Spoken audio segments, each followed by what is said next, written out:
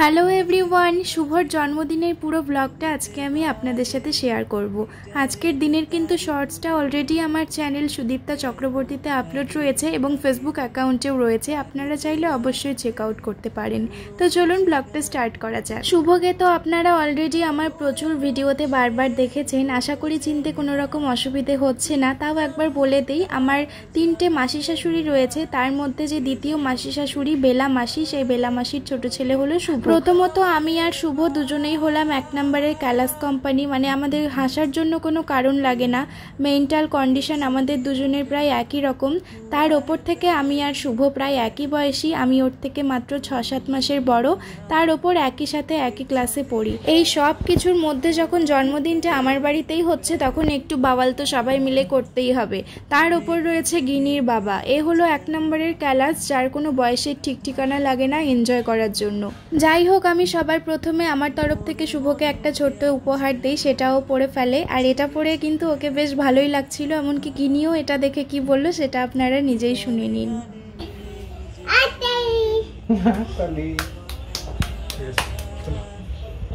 আসলে কোনো জিনিস যখন গিনির খুব পছন্দ হয় তখনও খুশিতে হাততালি দেয়।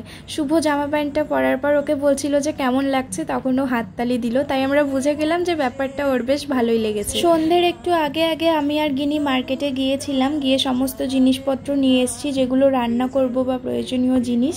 তার সাথে এনেছিলাম ছোট্ট একটা কেক, এই কেকটা দিয়েই বার্থডে সেলিব্রেশন হয়।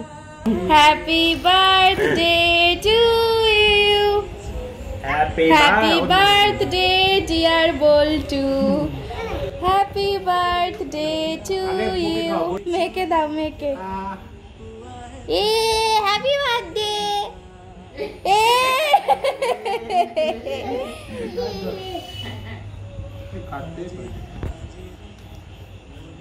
আমাদের মধ্যে এটা তো খুবই নর্মাল, কেক যতটা খাওয়া না হয় তার থেকে বেশি মাখানো হয়, তো এক্ষেত্রে অন্যথা কেন হবে। কেক খাওয়ার পর একটু কেক মাখিয়ে দিলাম। প্রথমে তো উদ্বোধনটা গিনিই করেছে, চাকুতে যে কেকটা ছিল সেটা ওর গালে লাগিয়ে দিল, দেন আমিও একটু দিলাম। এরপরে আমাদের মেন্টাল হেলথের প্রুফটা আপনাদেরকে দেখাই, এই যে দেখে নিন, মানে কীরকম মেন্টাল কন্ডিশন আমাদের। যাই হোক, এরপরে চলে আসে সোজা ডিনারের পালা। এর আগের ব্লগে আমি বলেছিলাম যে গঙ্গারামপুরে শুভর 2টো মাসির বাড়ি রয়েছে, একটা হলো আমাদের বাড়ি আর আরেকটা হলো সীমা মাসির বাড়ি, মানে মায়ের পরে যেই মাসিটা সেই মাসিটার বাড়ি। তো সেখানে দুপুরে ওর অলরেডি জন্মদিন সেলিব্রেট হয়ে গিয়েছে, ওখানে পায়েস, লুচি, কেক সমস্ত কিছু ছিল। আর শুভ একদমই মিষ্টি খাবার খেতে পছন্দ করে না, তাই মিষ্টির কোনো আইটেম আমি রাখিনি। আর আমি সবার ক্ষেত্রে এটা মনে করি যে মা যা মাসিও তাই, তাই মাসি একবার পায়েস খাইয়ে দিয়েছে, তাই দ্বিতীয়বার রিপিট করার কোনো প্রয়োজন নেই যখন ও ব্যাপারটা পছন্দই করে না। তাই আমি শুধুমাত্র ওর পছন্দ মতো কয়েকটা খাবারই ওর জন্য বানিয়েছিলাম।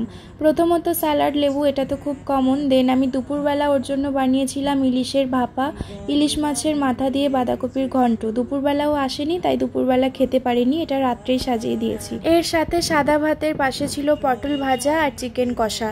এক্ষেত্রে বলে রাখি, আমরা যেমন প্রত্যেকে মটন খেতে পছন্দ করি, শুভ কিন্তু একটা বিশেষ কারণের জন্য একদমই খাসির মাংস মুখেই তোলে না। ও যখনই আসে আমি ওকে মুরগির মাংসটাই রান্না করে দিই। দেন আমি সবার কাছ থেকে খাবারের রিভিউ নিচ্ছিলাম যে খাবার খেতে কেমন হয়েছিল। সবার তো বেশ ভালোই লেগেছিল। এবার ব্লগটা আপনাদের কেমন লাগলো সেটা লিখে জানাবেন। ও হ্যাঁ, শেষ পাতে সামান্য ডেজার্ট হিসেবে ছিল সেই কাটা কেকটাই। ব্লগটা এখানেই শেষ করছি, দেখা হবে অন্য আরেকটি ব্লগের সাথে। বাই।